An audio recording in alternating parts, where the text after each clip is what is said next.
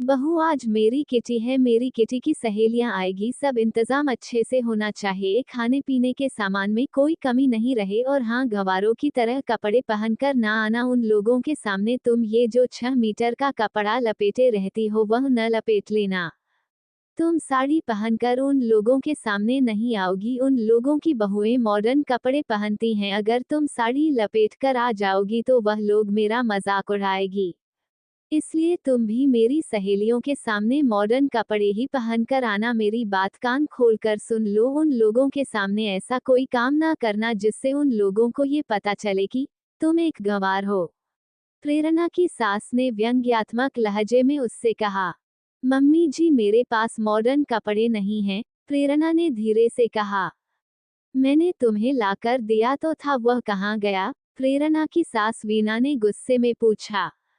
Mummy जी, मैंने वह सभी कपड़े सोनिया दीदी को दे दिया था क्योंकि मुझे वो कपड़े पहनने ही नहीं थे, प्रेरणा ने डरते हुए नजरें झुकाकर कहा।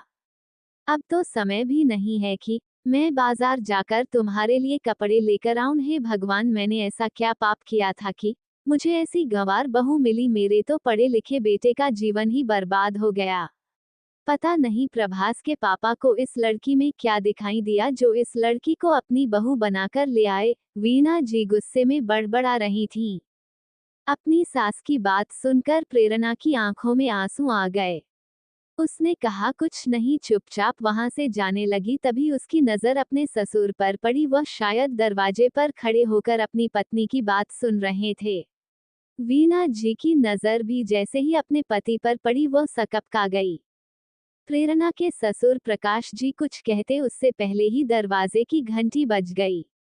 वीणा जी ने कहा, लगता है मेरी किटी की सहेलियां आ गई। उन्होंने जानबूझकर प्रकाश जी से कहा जिससे वह बात को आगे न बढ़ाएं। प्रकाश जी भी वहां से चले गए क्योंकि बाहरी लोगों के सामने वो कोई हंगामा नहीं करना चाहते थे। वीणा जी ने दरवाजा खोला तो वहां उसकी किटी की सहेलियां खड़ी हुई थीं। वीणा उन्हें देखकर खुश हो गई, उन्हें अंदर लेकर आई। घर की सजावट देखकर उनकी एक सहेली ने पूछा, मिसेज पांडे, घर का डेकोरेशन तो बहुत अच्छा लग रहा है। हाँ मिसेज मेहता, यह मेरी पसंद से हुआ है, इसलिए अच्छा तो रहेगा ही मिसेज पांडे, वीणा जी ने गर्व से कहा। सभी किटी की औरतें अपने अपने घर परिवार की बड़ाई करने में लगी हुई थी। वीणा जी भी अपने पसंद और अपनी काबिलियत का बखान करने में लगी हुई थी। तभी मिसेज मेहता ने पूछा, मिसेज पांडे, आपकी बहू नहीं दिखाई दे रही है, क्या आप उसे हम लोगों से मिलवाना नहीं चाहती? मिसेज मेहता की बात सुनकर वीणा जी को न चाहते हुए भी प्रेरणा को वहां बुलाना पड़ा। प्रेरणा ने शिफॉन की साड़ी पहनी हुई थी और अपने लंबे बालों की चोटी गूंथती हुई थी। प्रेरणा को साड़ी पहने देखकर सभी औरतें एक दूसरे का मुंह देखकर मुस्कुराने लगी।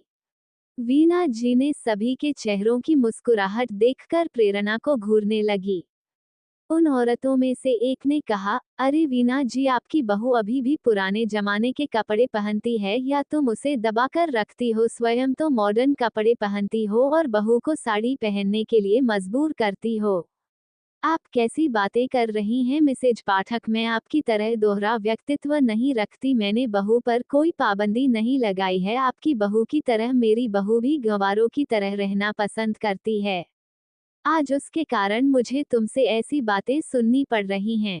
वरना किसी की क्या मजाल कि मुझे कुछ कहें। आप इस समय मेरे घर पर हैं इसलिए मैं चुप हूं, नहीं तो मुझे भी जवाब देना अच्छी तरह आता है, वीणा जी ने गुस्से में कहा। अरे छोड़ो, तुम लोग भी क्या बात लेकर बैठ गई? वीणा जी की बहू चाहे जो पहने उसकी मर्जी, इस पर बहस करने क्या जरूरत है, मिसेज वर्मा ने कहा। मिसेज वर्मा की बात सुनकर सभी ने उसका समर्थन किया और फिर आपस में हंसी मजाक होने लगा। वीणा ने संगीत लगा दिया और सभी नृत्य करने लगी। किटी पार्टी शाम 6 बजे तक चली। उसके बाद सभी किटी मेंबर वहां से चली गईं। अपनी सहेलियों के जाने के बाद वीणा जी ने अपनी बहू प्रेरणा को गुस्से में आवाज लगाई, प्रेरणा यहाँ आओ। प्रेरणा अपनी सास के सामने आकर खड़ी हो गई, फिर डरते हुए धीरे से पूछा, जी मम्मी जी, क्या बात है, आपने मुझे क्यों बुलाया है? तुमने कसम खा ली है क्या कि मेरी लोगों के सामने बेइज्जती करवाती रहोगी। वीणा जी ने गुस्से में दांत पीसते हुए पूछा। मम्मी जी, मैंने आपकी बेइज्जती कहाँ की है? मैंने तो आपकी सहेलियों के सामने कुछ कहा भी नहीं, तब अब ऐसा क्यों कह रही हैं? प्रेरणा ने धीरे से डरते हुए पूछा। इतनी भोली बनने की जरूरत नहीं है। तुम्हारे पहनावे को देखकर मेरी सहेलियों ने मेरा कितना मजाक उड़ाया तुम्हें पता भी है, और तुम कह रही हो कि तुमने कुछ किया ही नहीं। वीणा जी ने चिल्लाते हुए कहा। मम्मी जी, साड़ी पहनने से आपकी बेइज्जती हुई, यह बात मेरी समझ में नहीं आई। मुझे साड़ी पहनना पसंद है, मैं अपनी भारतीय संस्कृति को पसंद करती हूँ, मुझे पाश्चात्य संस्कृति का पहनावा नहीं पसंद है, प्रेरणा ने परेशान लहजे में कहा। तुम मम्मी से जबान लड़ा रही हो, उसके पति प्रभास ने घर के अंदर आते हुए कहा। मैंने तो ऐसा कुछ नहीं कहा, मैं तो मम्मी जी से इतना कह रही थी कि। प्रेरणा की बात को काटते हुए प्रभास ने कहा, चुप करो, वैसे तो बहुत संस्कारी बनती हो, और जब बड़ों को जवाब देती हो तो तुम्हारा संस्कार कहाँ चला जाता है? प्रभास की बात सुनकर प्रेरणा की आंखों में आंसू आ गए। प्रेरणा के आंसू देखकर वीणा जी ने कहा, फिर शुरू हो गया इसका तिरिया चरित्र। तुम माँ बेटे हमेशा प्रेरणा का अपमान क्यों करते रहते हो? मैंने तुम लोगों को कितनी बार समझाया है कि अपनी हरकतों से बाज आ जाओ, वरना मुझसे बुरा कोई नहीं होगा। प्रेरणा गंवार नहीं है, पढ़े लिखे गंवार तुम दोनों हो। मैंने जानबूझकर प्रेरणा को अपनी बहू बनाया है, जिससे मेरी आने वाली पीढ़ियों को भारतीय सभ्यता, संस्कृति और संस्कारों का ज्ञान हो सके। तुम दोनों ने तो अपनी भारतीय संस्कृति को ताक पर रख दिया है। तुम दोनों स्वयं गलत हो और गलत प्रेरणा को ठहरा रहे हो। आज के बाद अगर तुम दोनों ने प्रेरणा का अपमान किया तो मुझसे बुरा कोई नहीं होगा, प्रेरणा के ससुर प्रकाश जी ने गुस्से में कहा और वहां से चले गए। प्रभास और वीणा जी ने जलती निगाहों से प्रेरणा को देखा और वह लोग भी वहां से चले गए।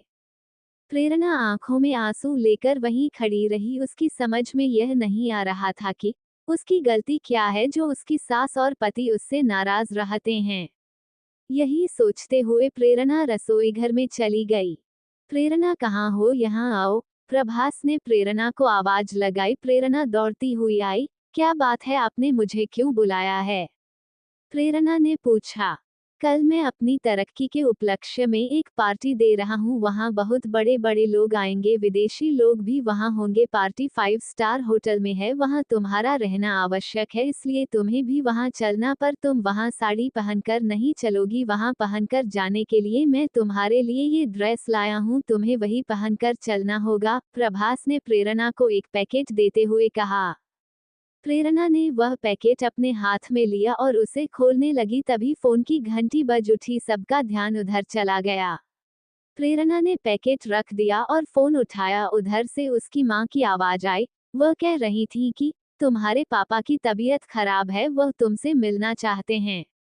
अपनी माँ की बात सुनकर प्रेरणा घबरा गई और उसने अपनी सास को अपने पिता की तबीयत के बारे में बताया और कहा कि वह अपने मायके जाना चाहती है।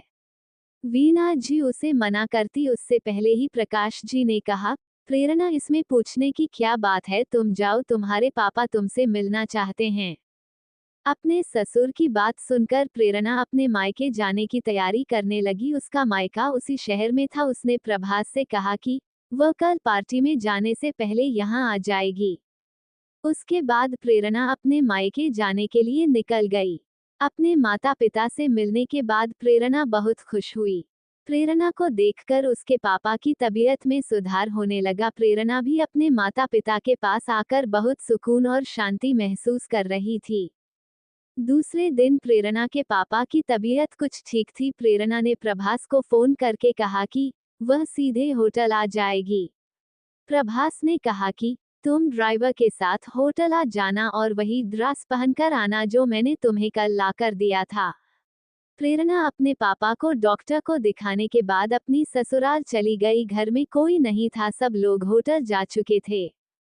प्रेरणा भी तैयार होने के लिए अपने कमरे में गई। उसने जब अपनी ड्रेस देखी तो वह चौंक गई। वह एक गाउन था जो बैकलेस था। प्रेरणा ने उसे बेड पर फेंक दिया और अपनी अलमारी से एक कांजीवरम की साड़ी निकाली, साड़ी क्रीम कलर की थी और उसका बॉर्डर मैरून रंग का था। प्रेरणा ने वही साड़ी पहनी, अपने लंबे बालों का ढीला जूड़ा बनाया, गले में मैरून रंग का जड़ाऊ हार और हाथों में जड़ाऊ कंगन पहने, माथे पर मैरून रंग की बड़ी बिंदी और होठों पर मैरून रंग की लिपस्टिक लगाई।